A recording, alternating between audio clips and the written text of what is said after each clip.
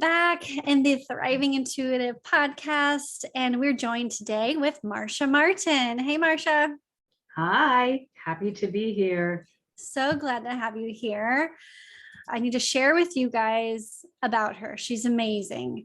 She is a spiritual transformation coach and a respected authority in the heart healing field. Marsha helps spiritual seekers take charge of their lives and reprogram their subconscious minds so they're able to move from despair to empowerment. If you've ever felt like you don't know how to make things better or that you have no idea what to do next, then I've got news for you. She has been in those dark places. She has begged to be rescued from her misery, and she's found herself falling even deeper into the darkness. Oh my gosh, Marsha, I can relate to you. I feel like I'm reading my story. It was your story. What a shock it was to discover that she had gotten it all wrong. Everything she was telling herself and practicing in her daily life was leading her further and further from her desired goals. The harder she tried, the more debt she accumulated, the less she spent, the more the bills piled up, and she was lost, overwhelmed, and frustrated until she learned to listen to the angels. And if you tried everything and you still aren't getting the results you desire, then she encourages you to join her and discover how to receive help from the angels by clearing and healing your heart. Welcome and hello. This is the Thriving Intuitive Podcast, formerly known as Unlock Your Destiny. I am your host, Raven Scott, a certified meditation teacher, author, and destiny coach.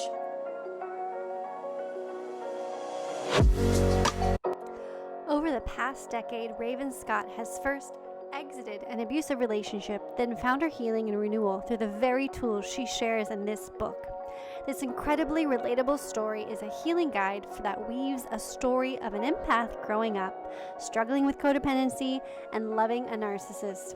It guides you in transforming yourself from low self-esteem, PTSD, emotional abuse, to a strong, confident, and renewed soul. Plus, it includes a bonus chapter on the basic overview of human design, your soul's unique blueprint. Grab your copy of this book on sale today, available on Amazon now.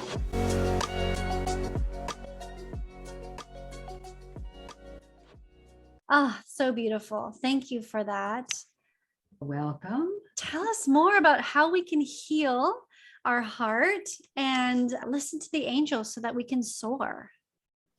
Well, I think the thing that was most difficult for me when I was beginning is that I wanted to be uplifted. I wanted to hear encouraging things. I wanted to feel like I was worthy. There was something good about me. But because everything that I was receiving, I was first putting through my own filter. Instead, you could have said to me, "Oh, you look lovely today." And I would have heard, "Well, you look lovely today, but yesterday you looked really ugly." And I think that was the thing that I didn't realize. Everything was being processed through all of this pain and trauma. And so the more that I allowed the noise that I had accumulated to run my life, the further I got from being able to live a really heart-centered life and really listen to that voice of encouragement and love. It was just so far away from me. My conversation with myself never revolved around, "Wow, you're really amazing. Look how far you've come," or what you've done. It was always, "Okay, so you accomplished that goal, but you've got 10 others that are waiting." And it was so debilitating. And then it did not allow me to do anything that would move myself forward. I could help others, I actually felt obligated to help others. If I wasn't helping them, that was another way I was failing. So had to help others, but I couldn't accept that help for myself because all of this garbage pile kept telling me and reminding me, well, you're not worthy of receiving help. Look at all the things that you haven't done. And so I had to get to the point of just nowhere left to go before I finally said, okay, I guess I don't know what I'm doing here. I guess I don't have all the answers.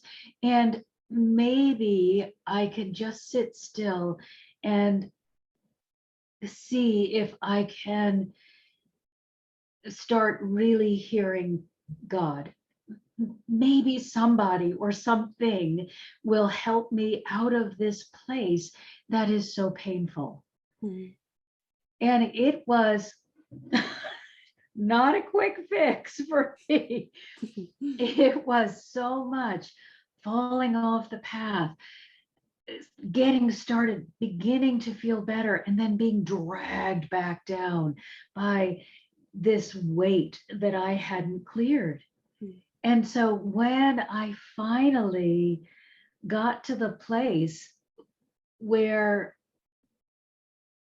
I was willing to listen and really willing to put the time in, I had played around with it for years and years and years, but it was finally, okay, I'm completely dedicated to this. I'm not going to turn away. I'm not going to put the book down because it says something I don't like. I'm not going to skip a few days that become a few weeks, that become a few months, that become a few years. I'm really going to figure out what's going on, why I can't move forward, and what I need to do to fix it. And once I went into my meditative state with that mindset, it opened the door. I consider the energy of the Christ consciousness to be represented by Jesus because I grew up in a Christian household.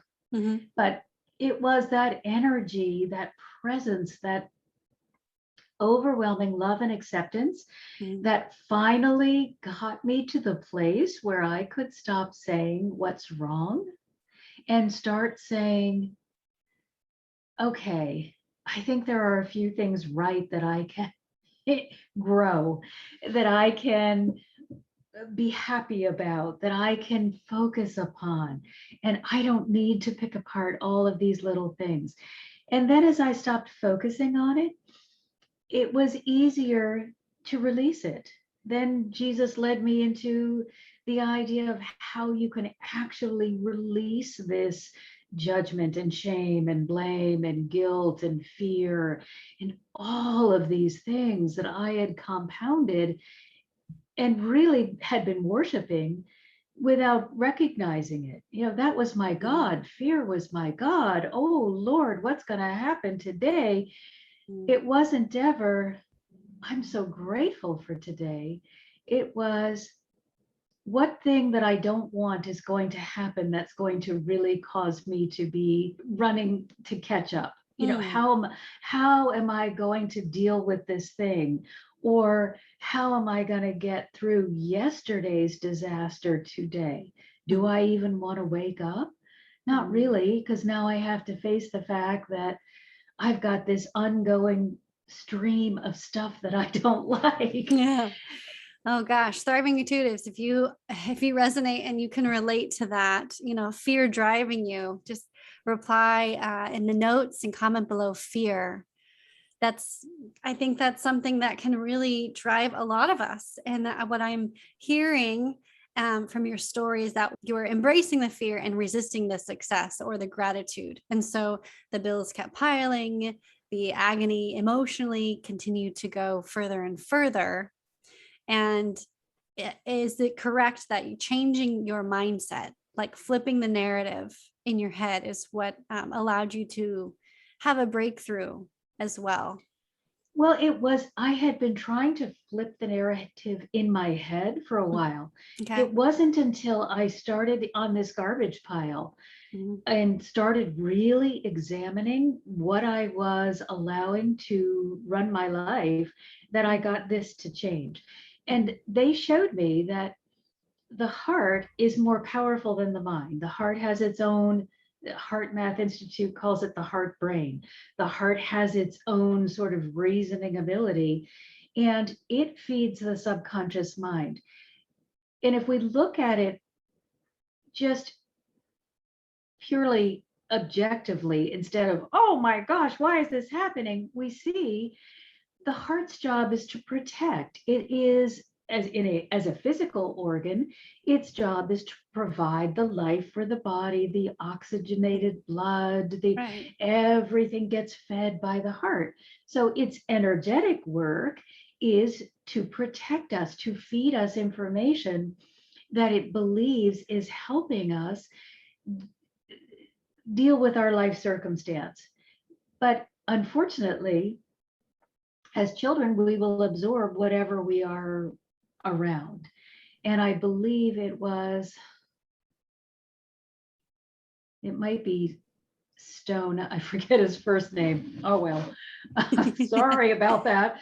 There is a quote in a book I'm in the middle of, well, have written the first draft of my dissertation for my PhD program. And so Mhm. I've got all of these quotes floating around in my head.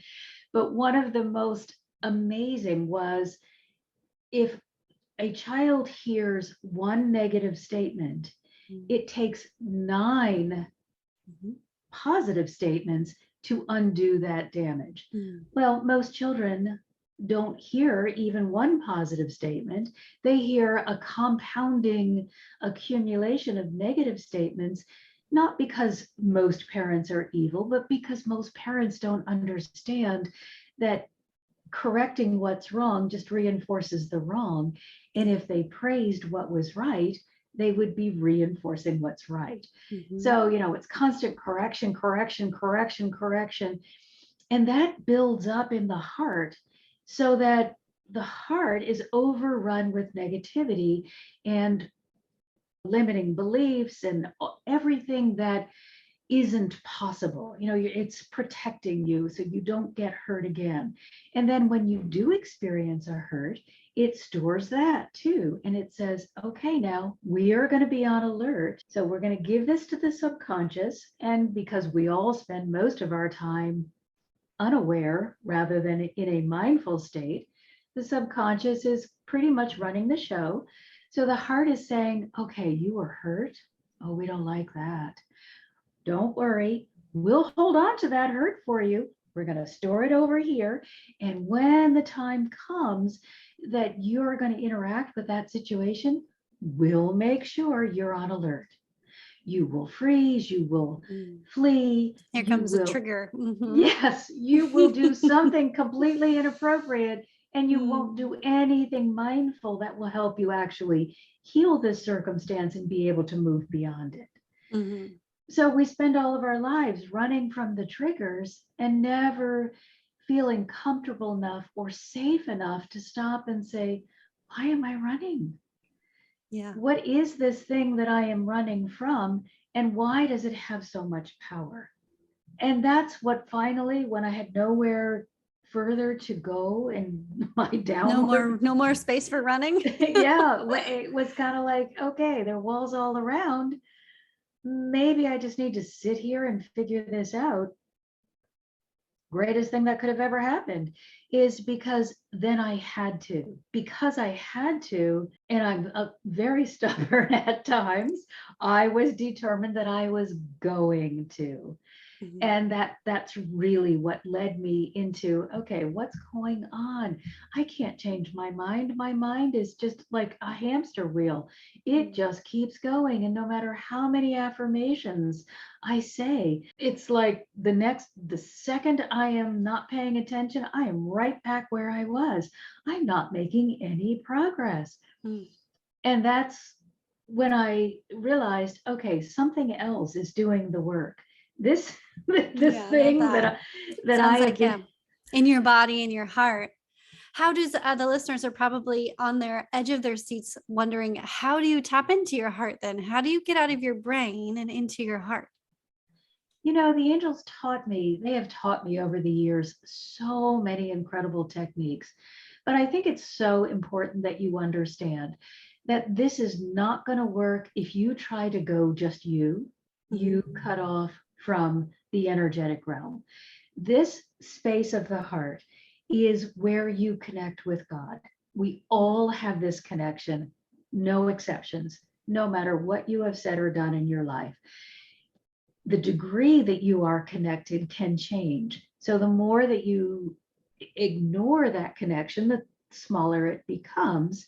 The more that you pay attention to it, the larger it becomes. So over the years, it's become easier and easier for me to begin. But when I began, I probably this much left. And it's just, but you cannot go into this sacred space with your mind or your own presence. You need to bring the unconditional love of God. And I believe that can only be represented through the Christ consciousness. So, whatever form that takes for you, you've got to go into the heart, recognizing that that presence will meet you there, and let that energy do the work for you. If you try to go in with your own mind, you're going to go in, oh yeah, you're really a mess. I knew it. You're going to go in with your own condemnation and judgment. If you let yourself move into this space, which is only unconditional love and acceptance, you will begin to relax. You'll be able to see, oh my gosh, I'm holding on to this incident from 30 years ago when Mary said something mean. Maybe I can just let go of it. And because you're in this womb-like experience of unconditional love and acceptance, Mary's mean comment is not affecting you. You can see it for what it is. You see that you're making a big deal out of nothing, and you can just release it. And then because you are working with the energetic realm, then they bring in other helpers. You're never alone. And that's, I think, was the hardest thing for me, was always feeling alone up until this point. Just not feeling that I could rely on anyone outside of myself. So mistake compounded, Trust, the big trust issues. Yeah. So, just compounding the mistakes because can't do it alone. We're not designed to do it alone. Okay. Yeah. And when we keep doing it alone, we can only run it through our own filter. So, oh, I made a mistake. Oh my gosh, I have to correct the mistake. Okay, now I'm going to make 20 more out of the panic of I need to correct it, and I'm getting further away. When I go into the heart and I allow myself to interact with this presence, I'm not thinking about all the mistakes I've made. Now I'm just relaxing in that love and acceptance, and I am allowing them to show me these things that are holding me in a dysfunctional pattern. And then they bring in all of the angelic helpers, ascended masters, anybody that you'll need to make it easier. Because each one of them, all of the angels, have their own specialization, just like we do here on Earth. We have doctors and we have lawyers and we have those of us who, like you and I, who do more alternative things, and teachers. And well, they also have specializations. So they will help you by bringing in their strength and making it easier. It completely takes you out of that place of, well, figure it out on your own. You're all alone, and I hope you know how to do this, to don't worry, because this being, this energetic source of wisdom is here to help you, and they know everything about this particular issue. Why you would be in that place and what you need to do in order to release it and how you can repair it. And the feeling of being partnered with an unconditionally loving being is just beyond words. There are times for Enlightened World Network, I'll often lead meditations. And there are times in those meditations, if they've asked me, when I say they, it's my energetic helpers, they have asked me to lead a meditation with a certain energy. And I remember the first time I did Mother Mary, I just wept because it was so beautiful. The energy could not be contained within this physical being. And it was just like the most beautiful music in the world. And I'm because I couldn't be, she's here now. And I'm like, oh my gosh, it's just so unbelievable to be able to interact with these beings that just love you and want to see you succeed. And that's what I think I love the most about this is it's not they have to help you and they're just slaves to all of our problems. They are also hierarchical beings. So just as we want to ascend, they want to ascend. They have the goal of becoming closer to God. They also want unity with God. So as they help you, they get to ascend just as we get to ascend. So helping us helps them, and asking them for help and being willing to receive it gives them that opportunity that they wouldn't have if we wouldn't receive. So it's a perfect symbiotic partnership. That sounds interesting. And I have a question for you.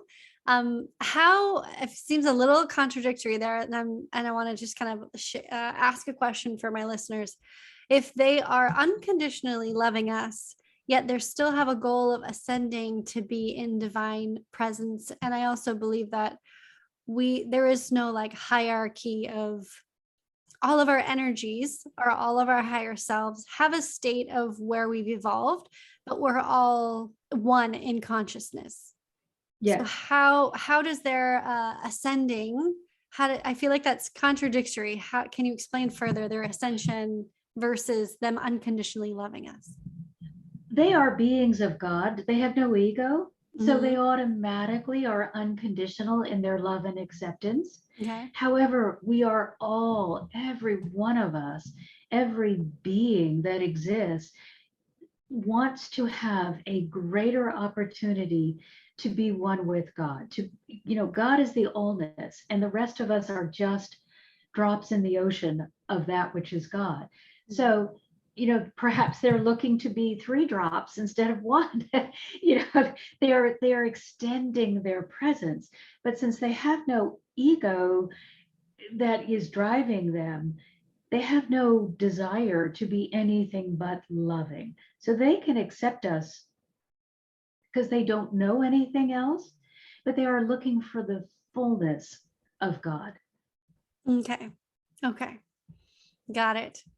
Yeah, that makes a little bit more sense that they're just doing their work to be giving and receiving. And that's what happens when you are putting out your light, you're amplifying it, and you're giving and you're receiving, tenfold in abundance.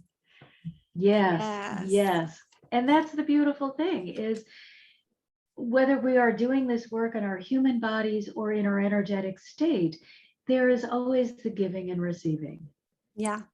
And then abundance, just speaking of that, you had posted something on Facebook that said abundance that you want is just out of reach. Can you expand upon that?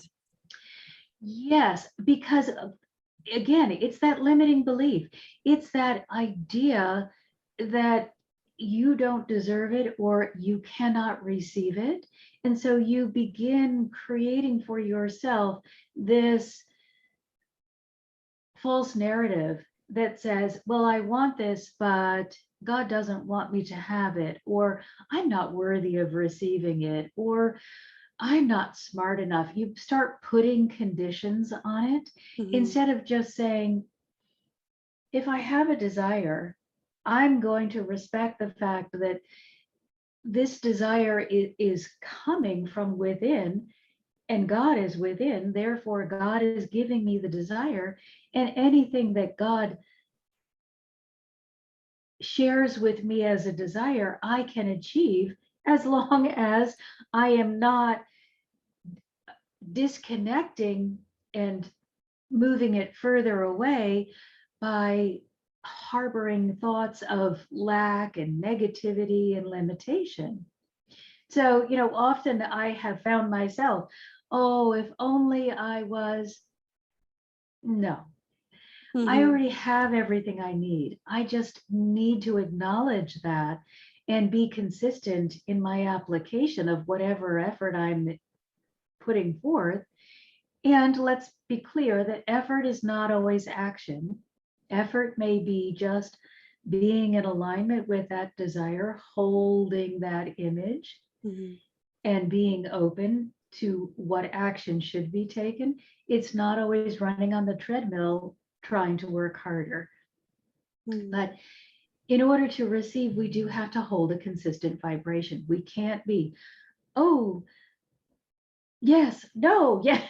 It Yeah. ends up getting it's the And it's circle. a practice, right? It's a daily practice. So if you're really struggling with accepting and understanding that you deserve abundance, because we all do, what I'm finding is it's the daily practice, right? Daily gratitude, daily abundance prayer, mantra, what have you, has helped me. And I'm sure you have other tools that has helped you with your abundance attraction. Absolutely. But the most important thing for me has always been when I put my focus on the heart Mm-hmm. and I make sure that I constantly am checking to see, have I picked up, because I'm not paying attention, some limiting belief? Am I starting to spout or walk in line with something that is not serving my highest good?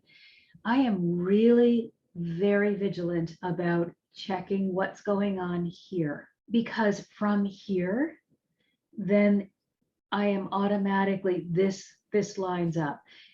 For me, my mind takes all of its guidance from the heart. If my heart is feeling good, it's automatic to be grateful. It's automatic to see the abundance. It's automatic to be so excited about what's coming next. If the heart starts getting heavy, then I slide back to my past programming, which is, oh, should I be looking around for something that I need to fix? Mm-hmm. Um, Something that might go wrong. And it takes me out of that place of flow. Yeah, I can feel after all these years, it's like a switch. I'm like, uh-oh, I'm over here. Isn't that good? I'm not, things aren't flowing.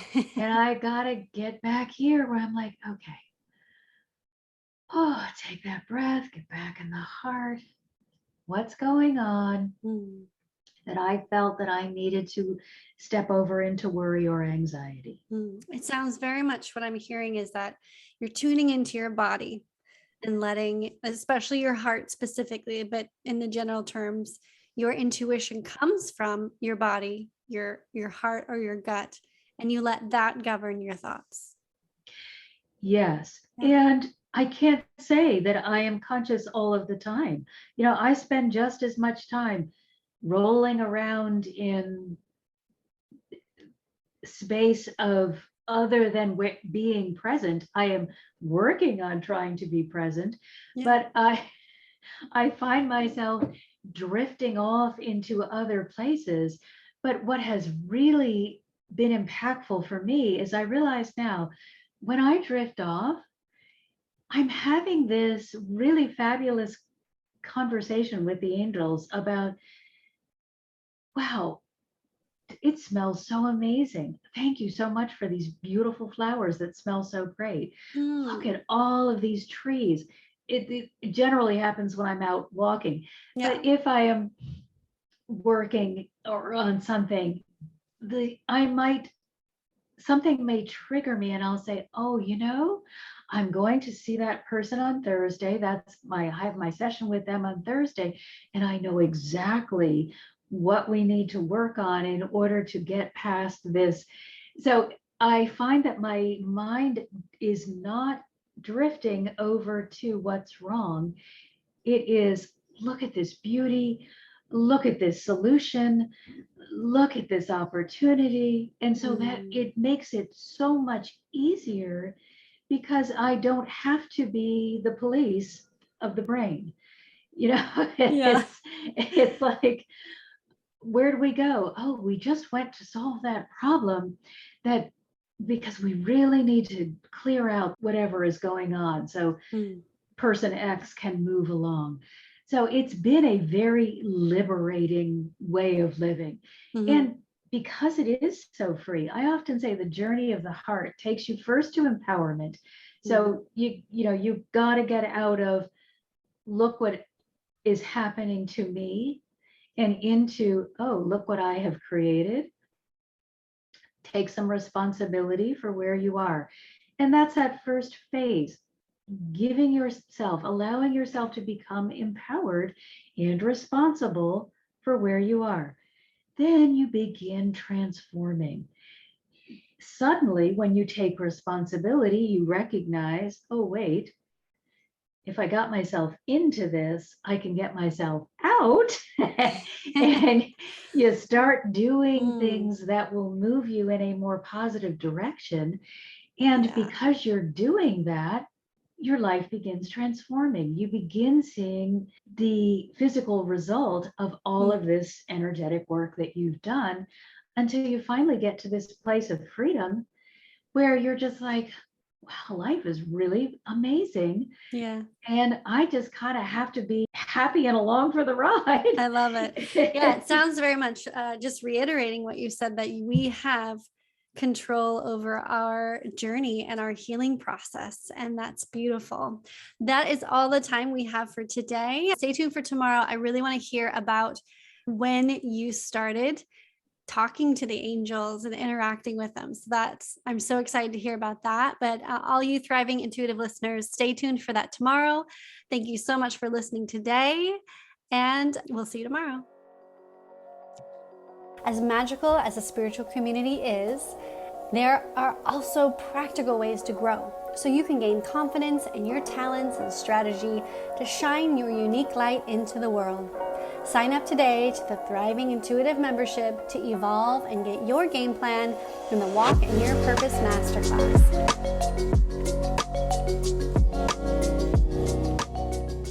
We are back for part 2 with Marsha. I'm so excited to ask her this question of, when did she start talking with the angels? I would love to tell you that I had this huge aha moment, and I was actually waiting for that, and kind of disappointed that it just kind of evolved. So I was like, gosh, angels, I wanted you to appear in my room, and sounds and lights and a whole theatrical performance. But I remember from a child just always interacting in the woods. That I was always talking with something, having little conversations and making little acorn tea sets, and making little houses.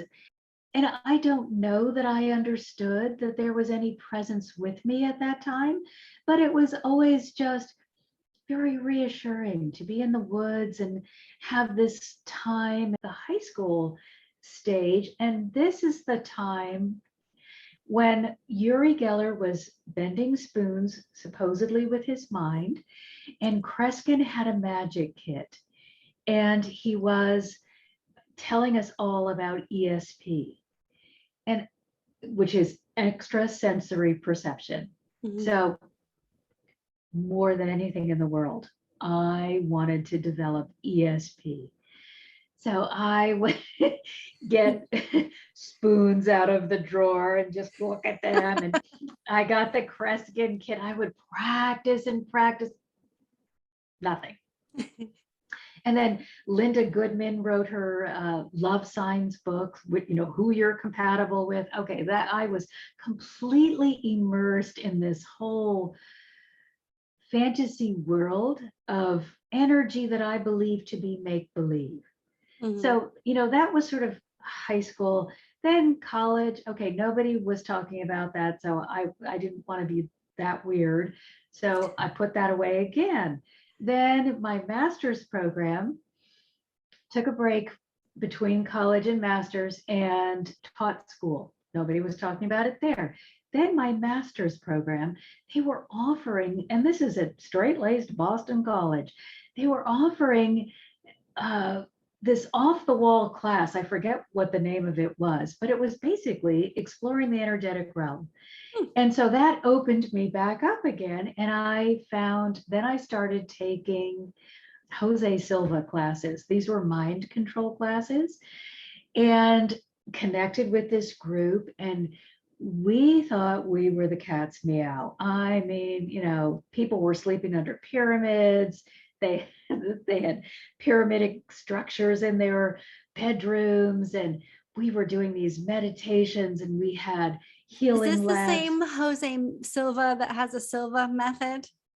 Probably. I just was talking to a friend who we were co-swapped podcast, Thriving Intuitives. It was Jessica Silverman, and she's in the middle of reading this Silva mind control book. Oh, that's hilarious. So crazy that you bring that up. And I was just talking to her about her book.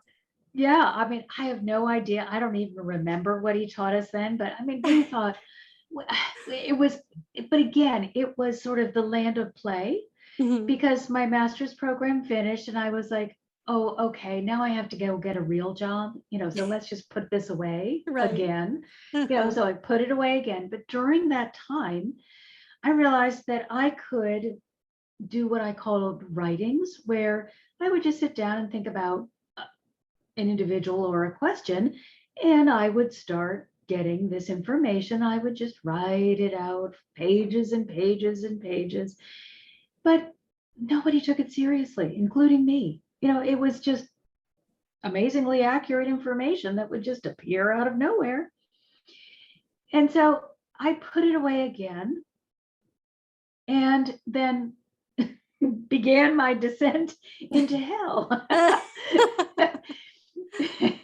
So it wasn't until I was in my mid 40s that luckily, someone introduced me to EFT. And again, that started me, stop and start, a little jerking along. And I started doing some EFT and doing other programs and just kind of getting back into this mindset again, but still really frustrated because nothing was changing. Mm-hmm. So I would get a little bit and then slide back, or get a little further and then slide back. I couldn't seem to keep a consistent hold of anything.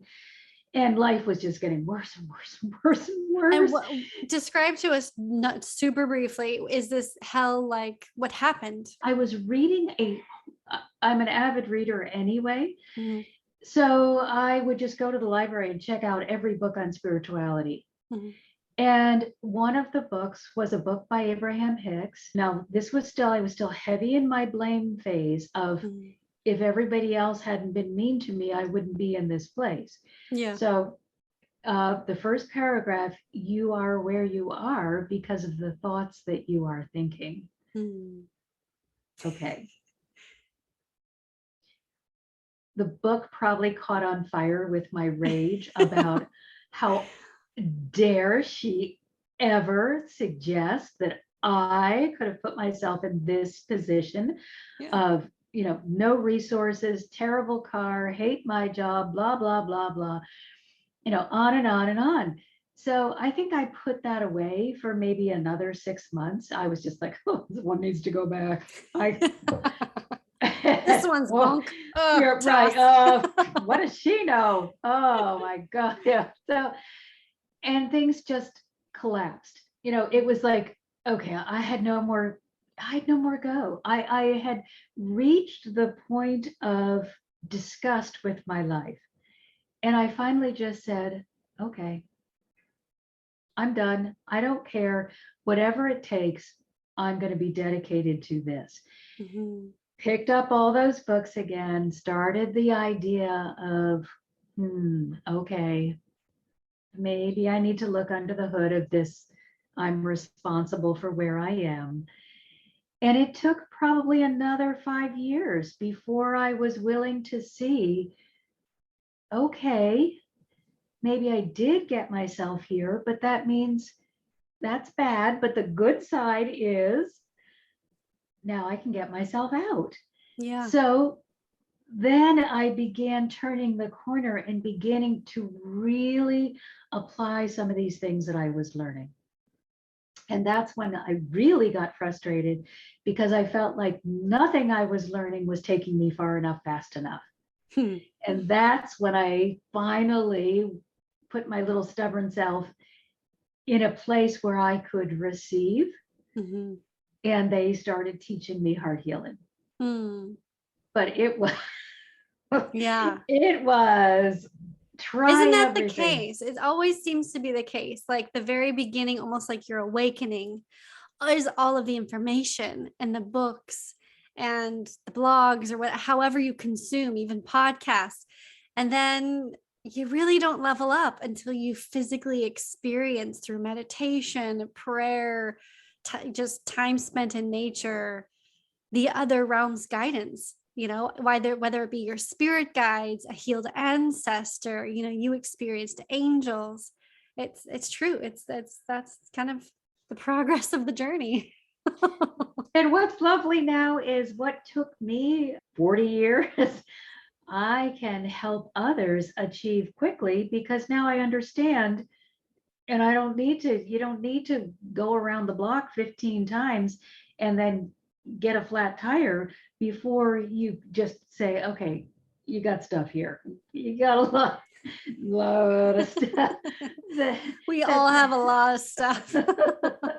and this approach is so gentle. I think that's what I love about it most Hmm. because I was not in my best place when I was finally willing to receive it. I was in my worst place Yeah.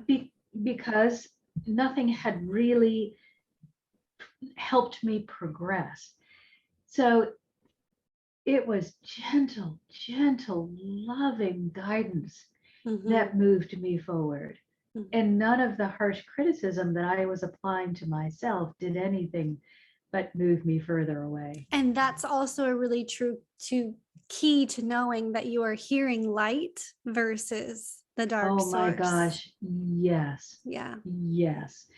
If you claim that you are an angel channel or whatever term you want to use, and then you start spouting hate, prejudice, fear, judgment, that person is misguided. Please don't Yes.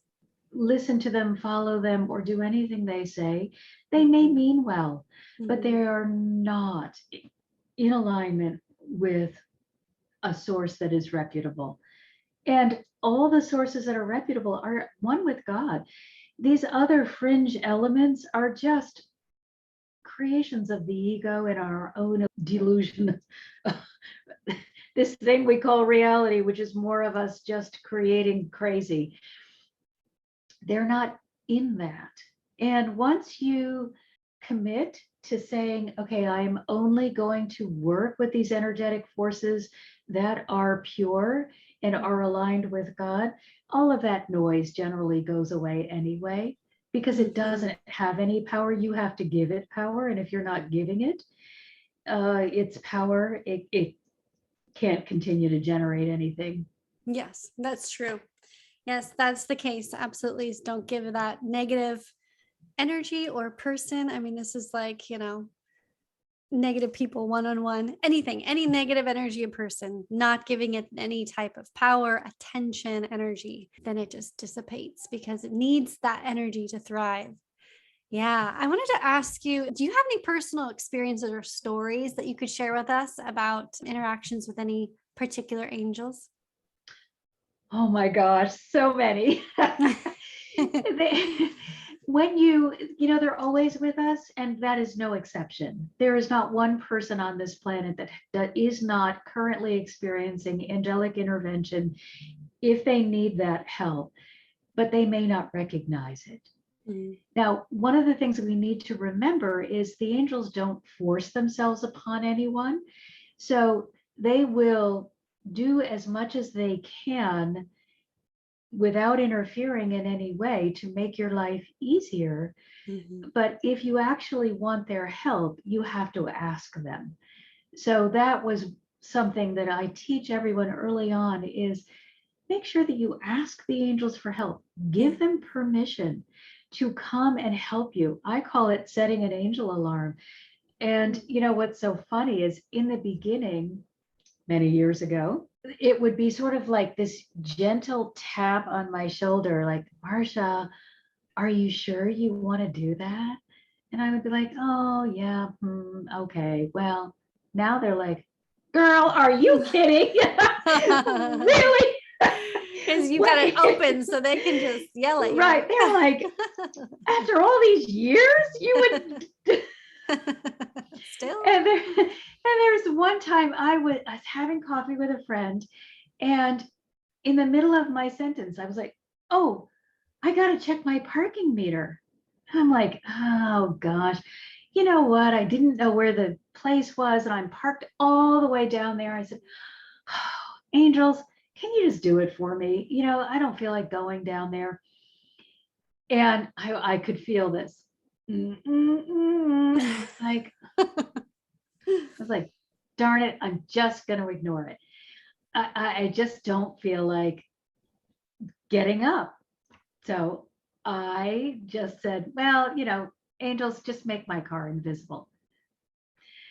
But it was the perfect example of, they are not going to prevent you from receiving information that you need. So I ended up getting a parking ticket because I wouldn't get up out of my chair. They're like, sorry, we can't do it for you, but we're telling you. And I was like, really? You couldn't just make me invisible? They said, we've got to constantly help you remember that when we plant something in your mind, with this much urgency, that you must do it because it is for your highest good. So there's really little consequence with a parking ticket, except it hurts your wallet.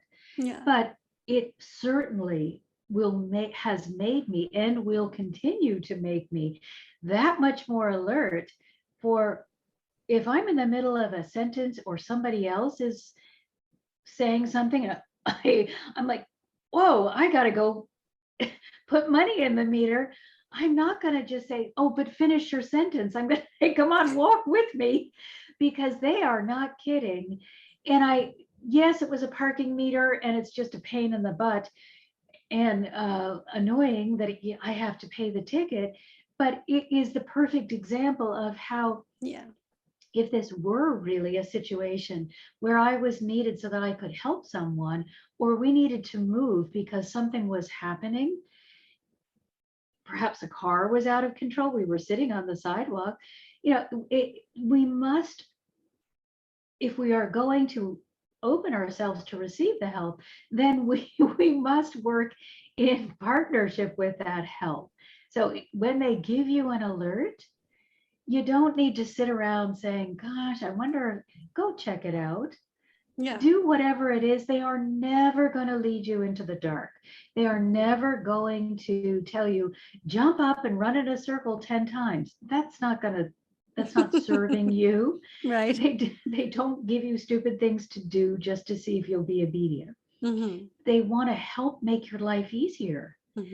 So they intervene, or attempt to intervene, anytime they can make our lives easier. And so I think it's a process too of respect. We got to respect the information that we're receiving, or it's just, we're closing the channel. It's going to dry up. So, you can sit there and keep drinking your kombucha, or you can get up off your butt and go pay. Go check that message and see. It's not going to hurt anything other than maybe your feet, because you felt like, oh, dude, I went so far. But like you said, just bring your friend, which is kind of a really cool opportunity to share with them. Also, like the power of the messages. Well, especially because when I pulled up to that parking meter, they were like, you can go closer. And I was like, yeah, but you know what? I'm just going to go here. It's easy. So I get out. Of course, what happens? I can't read it. The thing has become, Oh, yeah, faded. so I'm like, I hope it's 2 hours. Well, it was a 1 hour. And if I had just listened to them from the beginning Yeah. and gone where they wanted me to go, Mhm. I would have been in a 2 hour.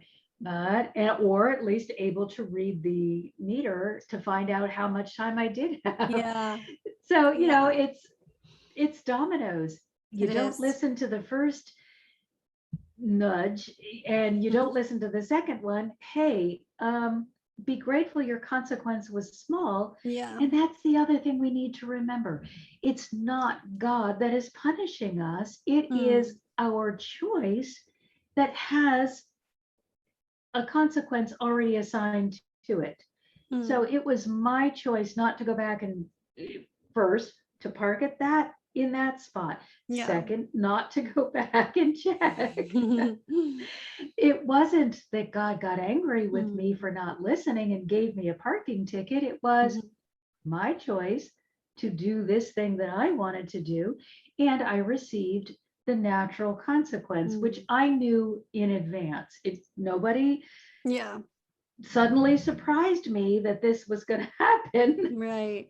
I do like how you're kind of reframing the image of God, because, and type down below in the comments, thriving intuitive, if also there's a little bit of triggering, and I don't know why this keeps coming up, but I just have to share this because, like you say, listening to the intuitive and angels throughout this whole conversation, every time you say the word God, I'm like, correct. I'm like, divine source.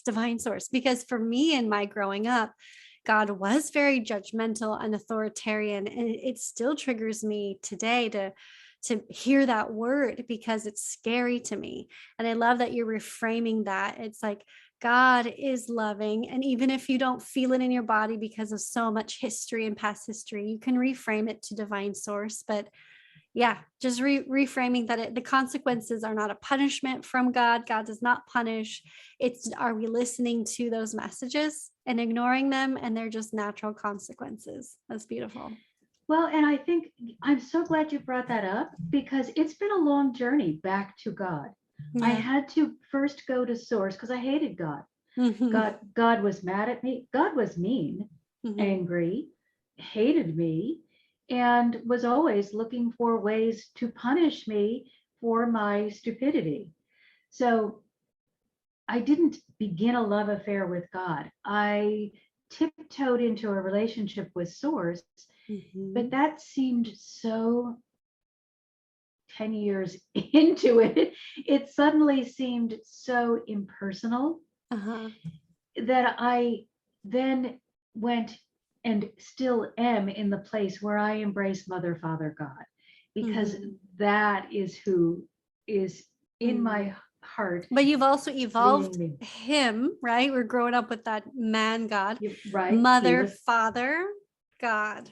Yeah. it's the duality, it's the Mm-hmm. totality. And that Mm-hmm. is one of the things we do in heart healing is we take the aspect of yourself, what of whatever it is, whatever age it is, even in the womb that got hurt.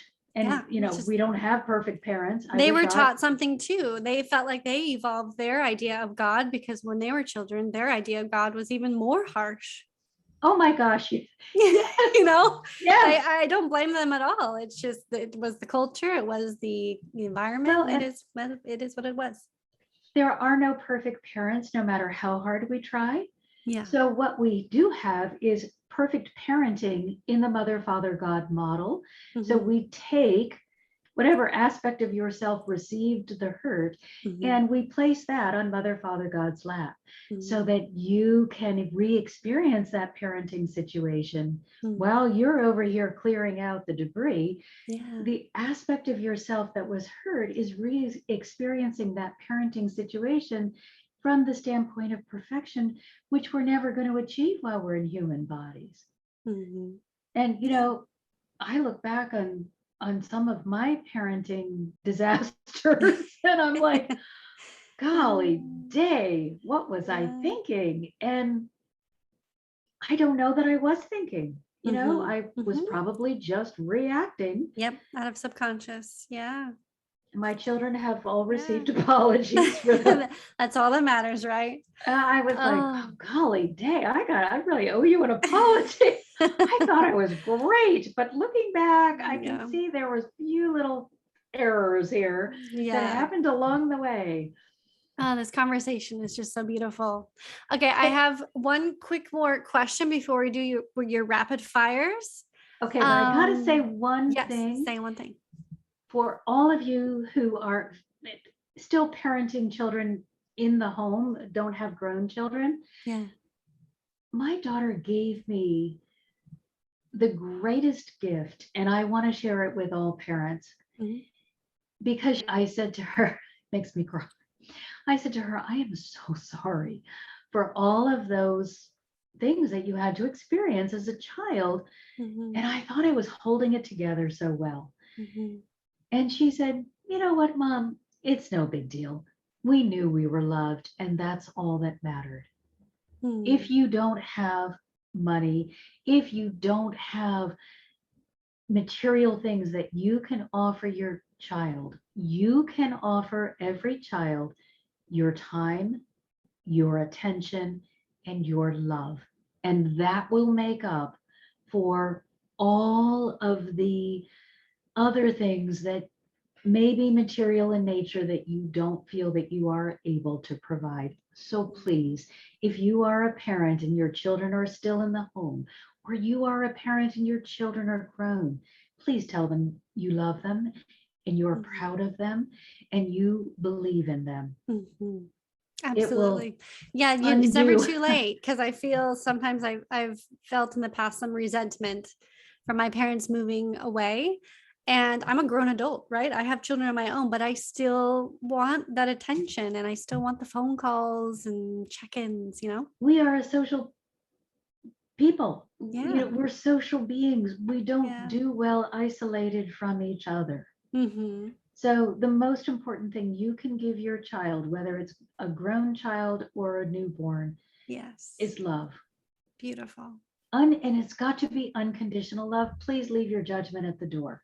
Yeah. And I don't care if your child decides to change genders or to be in a same-sex relationship. And that's not what you thought was right. Leave your judgment at the door. Just love your child. I could not agree more. That's absolutely so beautiful. We are coming to a close. I think that's a beautiful place to stop. In our rapid fire questions here, are you ready for them?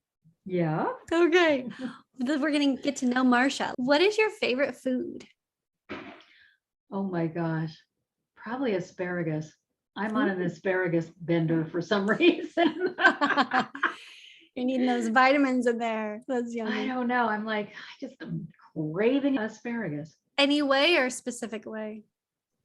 Anyway, I even eat it raw when I'm getting ready to cook it. I even eat it raw. Oh, wow. I really, it's quite crazy at the moment. That's funny. I don't know what's going on. What is your favorite music? Oh, that's a good question. I think anything that touches the heart. I don't have a particular genre. I just want it to be uplifting and move me in some way, share some emotion with me. That's a very Taurus answer. What is the book on your nightstand? You had mentioned the book earlier. Is that on your nightstand? I've got like 20. I'm just doing the research for, or completing did the research completing my dissertation for conscious-centered living. Mhm. So I think the author that impacted me the most, Mhm. that I've quoted the most from, is Emily Cady, H. Emily Cady. Hmm. Now, she is not new. She wrote in the late 1800s, but Oh. she has such strength and such faith that you cannot read her works. One of the books is, because it combines all of them, is the best works of H. Emily Cady. And that's 3 books in one. Okay. So that particular book, she just shows you how you should be relying on God for everything. And if you are not receiving, then it's not that the supply is broken, it's that you have broken the supply chain. You have stepped out of this flow of abundance. And reading her work and recognizing her commitment and the strength of her commitment, I was able to find places where I was not walking the walk. I was talking about it, but I wasn't walking the Ooh. walk. So I really kind of shored up I was like, wait a minute, hold on, no, Wow. I can't get over in this place of doubt or fear. I'm supposed to be here, flowing Mhm. with this uh, and believing that this abundance is here for me now Mhm. as I need it. Now, that's been proven in my life. It's happening over and over and consistently, but still, I was allowing doubt and fear to creep in sometimes, when you might have a Yeah. week where, I'm like, oh, and reading her powerful, no nonsense, that she's 1800, she lived in the 800s, so she's not giving you fluff and cupcakes. It was kind of no Well, that's nonsense. rare too. Women could barely even read in the 1800s, let alone write a book. Well, she's almost the 1900s. I think it's like Okay. 1890 or Late 1800s. But yeah, but she's very still it late. wasn't, I mean, they weren't going to college, that's for sure. But she was a minister.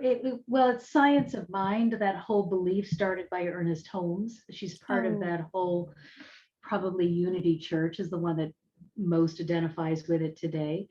But Hmm. it was just so not, she was like, cannot be moved. And I was like, you know what? You could really use some of this. Hmm. You're doing a little wobble over here. So Mhm. it was really just, it was like reading about her, writing it in, because I had completed a master's program. Part of this program was you had to do with them the whole the whole thing, undergrad, master's, and doctorate. Mm. So I had just completed my master's thesis for that, and it was all about the manifestation process. And now I'm doing the dissertation about the heart. And I was like, hey, this woman isn't kidding. She's not just blabbing on, she's living her life this way and proving it over and over. And she'll say things like, prove God, put him to the test, live like you expect to get your prayers answered. I was like, okay, maybe I should be a little more forthright and less lackadaisical in my, of course it's going to, and that really got me in that mindset of certainty. Mm. So that was a big boost. Wow. But I find all of those late 1800, early 1900 authors to be really fabulous. It's her, it's Ernest Holmes, Charles Fillmore. They're all in that same uh, time Interesting. period. I And wonder, they were, yeah, well, if they were in like a mercurial energy, whatever time period that is. I think they were breaking away from God as a harsh, cruel taskmaster. Mm. So they were like, they were going to prove that Mm-hmm. God was capable of doing all these things Mm-hmm. and that he wasn't out to punish you. So they were like, as much as it's what the other side was, you have to be obedient to God. Right. They were, God is love, and we're going to prove it by showing Uh, you what can happen. So it's interesting because they are just as militant as this group, only they're militant for love, and this group is militant for God wants you to, Obedience. shut up and be obedient. So it's fascinating. Oh, that is interesting. They're the rebels or the game changers. That's Yes, beautiful. yes, and Mm, created this whole forward motion and mm, really bridges into the Aquarian age, because yeah. this Piscean age that we just left, of course, had to set the stage. Jesus, as the original way shower, we had to have others continue to set the stage so we could get into this more free flowing space that we have entered in, where we Yeah. can actually ascend instead of just try to move through the murky veil, trying to access this presence that Yeah. is so easy for us to access now. We Hmm. forget how It's true.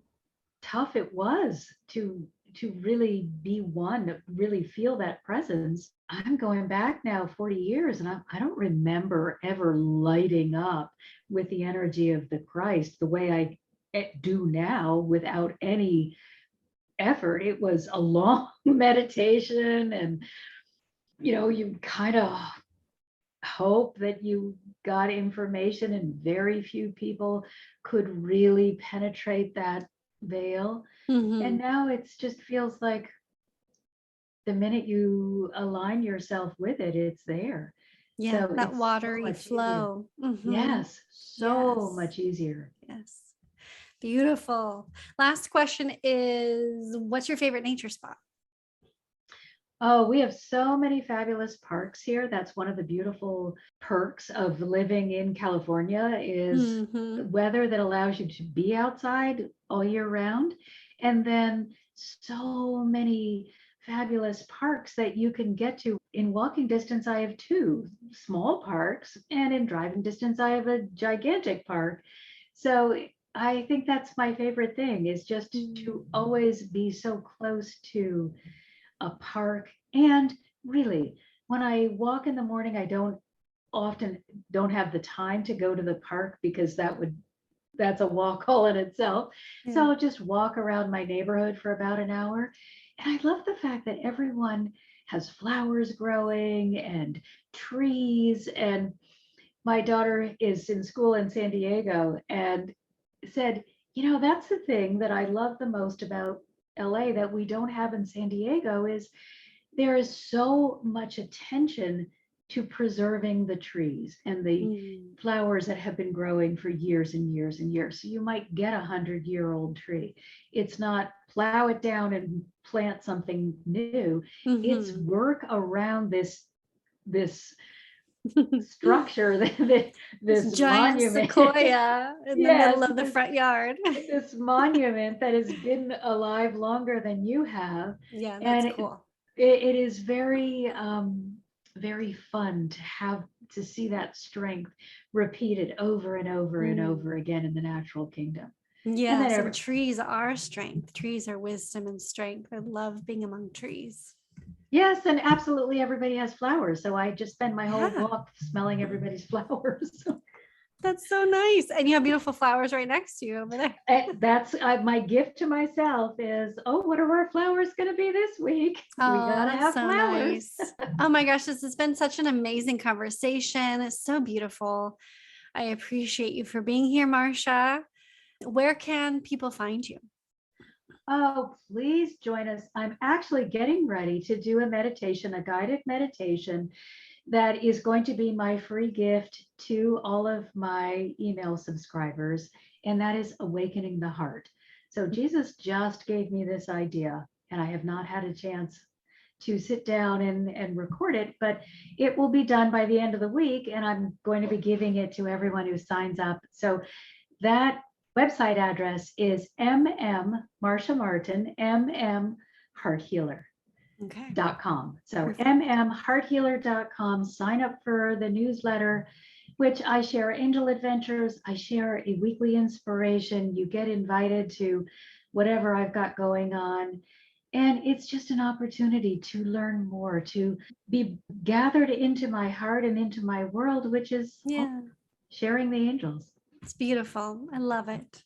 Absolutely. We'll put that link to your website in the show notes. Thank you so much, everybody, for listening. We appreciate you. And remember to keep your unique light shining.